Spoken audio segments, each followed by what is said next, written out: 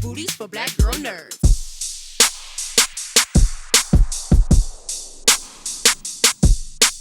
Thank you so much for your time. I appreciate it. It's great to see you. Thank you again. I'm always intrigued by films that are biographical about musical artists, because in addition to the talent, there's incorporating the sounds of the artist, which is a character in its own.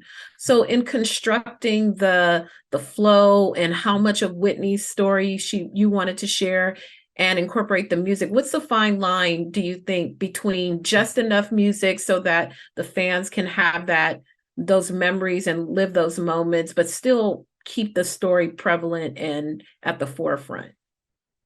Yeah, I mean, one of the first conversations that I had with the director of photography, Barry Ackroyd, was about how to make each performance distinct and different, and how to weave the story in, or find the story within the performance. What's the interior story? What's she going through? How does it inform the greater story? Where is she in that place and time in her trajectory, or, upwards or downwards? Where, what is the meaning behind each song for her? And so that was really important, and really interesting to try to find, but it also was a guide. So it didn't get too overwhelming, because I was focused on the story she was telling to the audience and the story that was going on with her character. In terms of like trying to figure out how much of it to put in, that was a process that went on through editorial, through the entire 10 months of editorial. We were playing with the length of song, how long we stayed in each song. I can say almost every song in the movie had a different length at some point. It was either shorter or longer or both. And it's fascinating to see those moments, depending on what generation you're from. It depends on, how much or are privy to this story that For someone in my age group, we might remember a lot of these elements of Whitney's life, but for newer fans, some of this may be a complete surprise because they've never really done a deep dive. What message do you want them to, or conversation do you want them to walk away with about Whitney's life, her relationship with Robyn, and just these moments in her career, in her life? I mean, I saw it really as a series of love stories. I thought, we don't really think of Whitney. She was so, I don't know, tabloidized in that you don't really think of her life as being filled with love, but she had a very tight family, very close friendships, a very tight relationship with Clive. And I thought of all of these as love stories. And so I wanted to kind of bring you into the love in her life, whether it was problematic or codependent or really loyal, and I wanted to kind of explore those relationships, because ultimately I thought of it as a love story, and I wanted to kind of tie it to and culminate it with the relationship she was having with the audience, which was also a love story, was also a love relationship. She got so much love from the audience, and she gave so much love. And so to me, it was really about love. And the more I focused on that theme, the more clear the story was to me. There was tremendous love, and I feel like that gets overshadowed by, like you said, like the tabloid things that were reported on her, but she had a great deal of love for her family and her fans and her music. Absolutely. That is my time. Thank you so much. I appreciate it. I'm very excited for people to see it and see what conversations come out of it. Thank you so much. Thank you so much. Happy holidays. You too. Thank you so much for your time. I appreciate it. Hi, nice to meet you. And of course, thank you. you. As well. Ooh, I love what you are wearing. You look great. Well, so getting into this story, for longtime fans of Whitney Houston, they'll be familiar with the name Robyn Crawford if they've lived through her career. For a new generation of younger fans, this story might be unfamiliar to them. The name is unfamiliar. When you are tackling this type of role, where do you go for source material for something that was known but not as well documented as other aspects of Whitney's career? Well, I was really blessed to have Robyn's autobiography that came out maybe a year or so before we started filming. So that served me a lot. Also having the support of Whitney's family and Clive and their friends who worked closely with them. I picked everybody's brain as much as I could. And there's not a lot of footage of Robyn out there.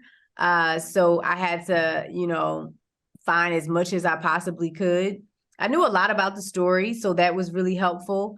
And also just like time traveling back to the late 80s, early 90s, and, figuring out what Robyn's vibe was back then and just trying to bring that to the character. Mm-hmm. What's interesting about films about musical artists, it's like the music is also a character within the show, and finding the balance between the storytelling and how much music you want to include to keep the audience engaged. When you saw what musical selections would be included in the project, how did those choices affect you, other than the title, of course, but what kind of memories of Whitney did those conjure up for you, just as a fan of hers? Yeah, the Super Bowl performance is iconic, right? I remember being a really little girl and, remembering flashes of it, but to be in that moment, to be in the stadium, and we were at the Patriot Stadium, which was beautiful, and it was like, well lit, and it's like, the way that it was shot it took you right back to that moment, and to be steps away from Whitney during some of those most memorable moments of hers was just really fun and thrilling. Also, the Soul Train Awards, being a Black little girl coming up watching the Soul Train Awards and remembering that moment, or not fully remembering it, but I remember my parents talking about it and seeing some of it. Those were the moments that was really, really fun to go back to put the wigs on, to tap into the wardrobe and really give life to those moments were my favorites. Mm-hmm. And lastly, you brought a beautiful sort of sweetness to the role of Robyn, like a kindness, a warmness. What do you want fans who are going to watch the film to know about her that you feel like gets lost in what people say about her? Well, one, I want people to take away the loyalty and the adoration and respect that she had for Whitney. Two, she just was the person who had, I feel, the most pure intentions and had the best, in her heart for Whitney.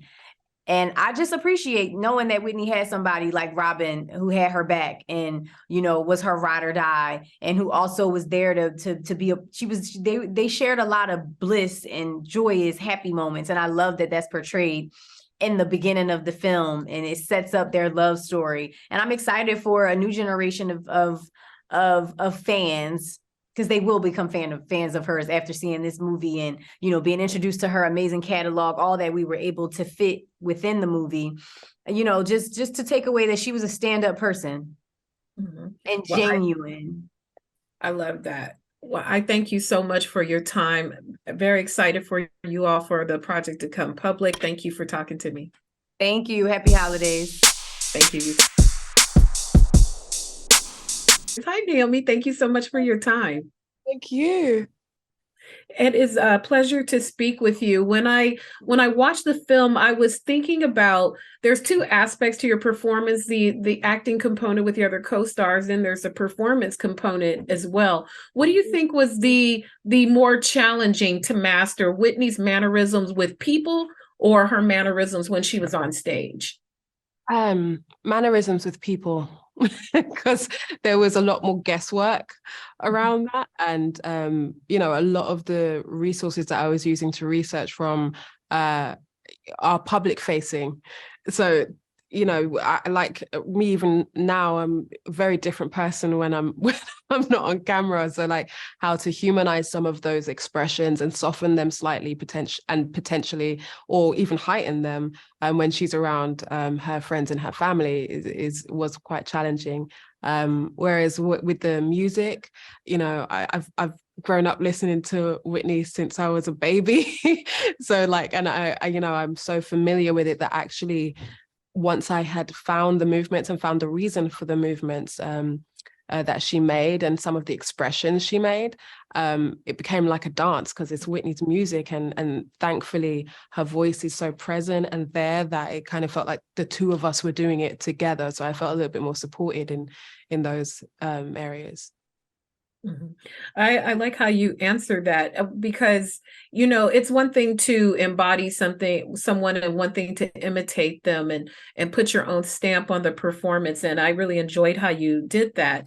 With this area of Whitney's life, depending on what generation you live in. Some of this is old hat that people will be familiar with. There's a lot of new fans who may not know these moments in her story.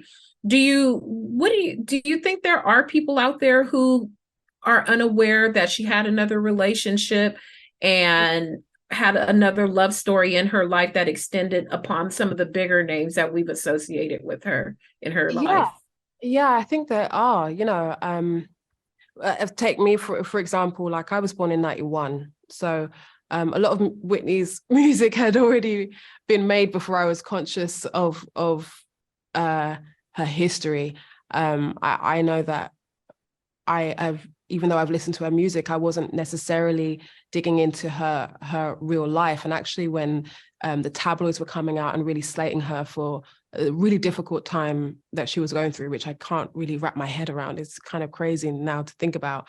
I wasn't old enough to even know what a tabloid was.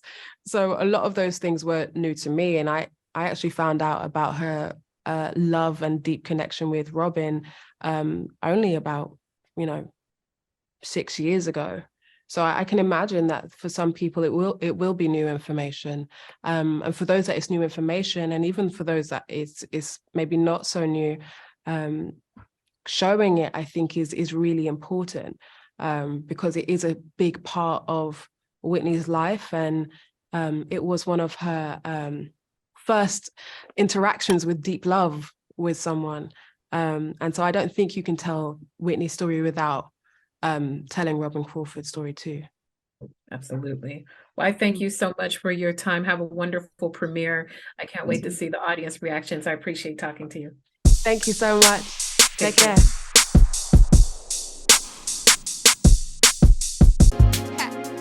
Better shake your booties for black girl nerves.